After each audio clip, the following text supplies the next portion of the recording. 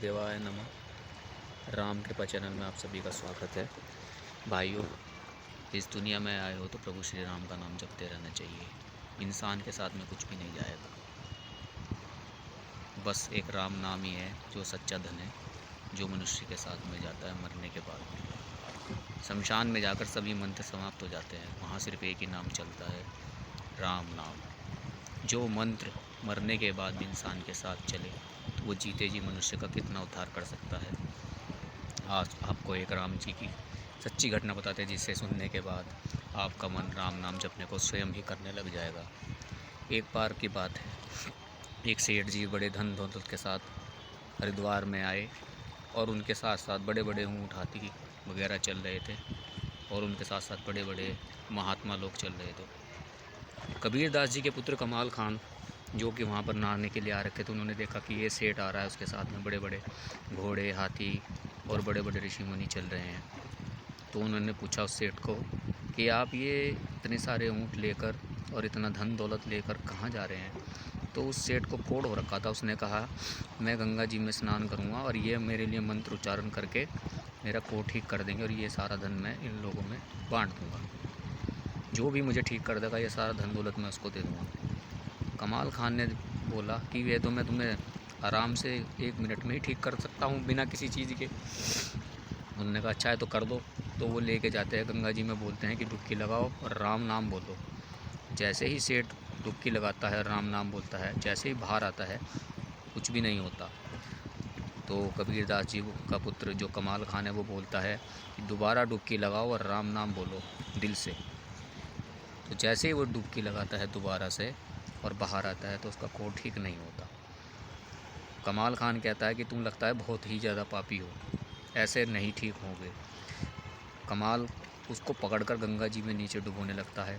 उसकी सांस रुकने लगती तो उसके दिल से निकलता है, हे राम।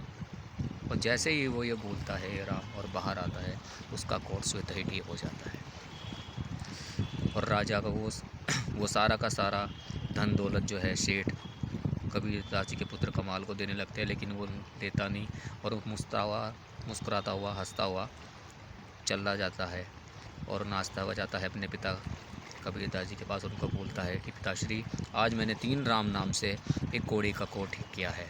वह सोच रहा था कि ये सुनकर पिताजी बहुत प्रसन्न होंगे, लेकिन अपितु कबीरदास जी नाराज़ हो जाते हैं कि मूर्ख, तुझे राम नाम की शक्ति का पता नहीं।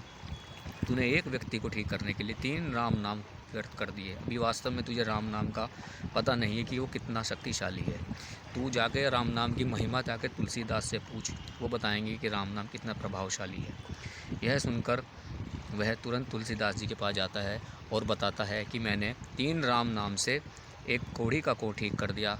अपितु यह जानने के बाद भी मेरे पिताश्री नाराज़ हो गए।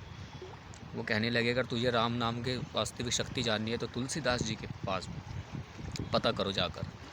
तुलसीदास जी सुनकर मुस्कुराए बोले कि एक घड़े में एक तुलसा दल डालेंगे और जितने भी गांव में मुनादी करा दो, जितने भी कोढ़ी हम सबको ठीक करेंगे। तुलसीदास जी ने एक तुलसा के पत्ते पर एक राम लिखा और उसमें एक घड़े में डाल दिया और वह जल का छींटा जितने भी लोगों के ऊपर गिरा, वो सभी उन लोगों का कोढ़ ठीक हो गया। तो ये देखकर हैरान हो गए कमाल जी कि एक राम नाम से हज़ारों लोगों के कोढ़ ठीक कर दिए। तुलसीदास जी ने कहा कि राम नाम की शक्ति इतने में ही सीमित नहीं है। उन्होंने बोला कि वहाँ गंगा जी से थोड़ा सा दूर एक जगह पर सूरदास जी बैठे हैं, राम नाम का असली महत्व वो ही बताएंगे, आप उनके पास जाइए। कमाल सूरदास जी के पास जाते हैं और उन्हें प्रणाम करते हैं और बताते हैं कि सूरदास जी, मैंने 3 राम नाम से एक बंदे का कोढ़ ठीक किया। तुलसीदास जी ने एक राम नाम से हज़ारों आदमियों का कोढ़ ठीक कर दिया और वो यह बोले कि इतने में ही निमित्त नहीं है, राम जी की शक्ति अनाहत है और इसे जानने के लिए आपके पास भेजा। सूरदास जी मुस्कुराए और बोले, वो जो सामने नदी में से एक लाश बहती आ रही है, उस मुर्दे को लेके आओ। तो यह देखकर कमाल हैरान रह गया कि सूरदास जी जो थे जन्मजात अंधे थे, उन्हें कैसे पता चला कि नदी में कोई मुर्दा जा रहा है। फिर भी वो लेकर आ गए।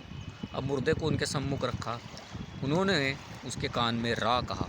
रा कहते ही मुर्दा जीवित हो गया। यह देखकर कमाल बड़ा आश्चर्य से चकित रह गया। जिस रा बोलने से एक मुर्दे में जान आ सकती है, वह राम नाम दुनिया में क्या कुछ नहीं कर सकता।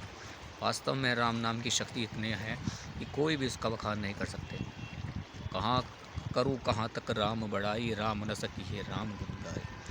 प्रभु श्री राम जी की बड़ाई मैं कहाँ तक करूँ, अगर राम जी स्वयं आकर भी अपने नाम की बड़ाई करें तो वो भी अपने नाम का पूर्ण विवरण बताने में सक्षम नहीं है। कहते हैं राम से बड़ा राम का नाम। इसलिए भाइयों, राम नाम जपिए और इस वीडियो को लाइक कीजिए, सब्सक्राइब कीजिए और फॉरवर्ड कीजिए, ताकि ऐसी और भी वीडियोस, अच्छी वीडियोस आपके लिए हम लाते रहें। राम कृपा चैनल में बने रहें। जय श्री राम।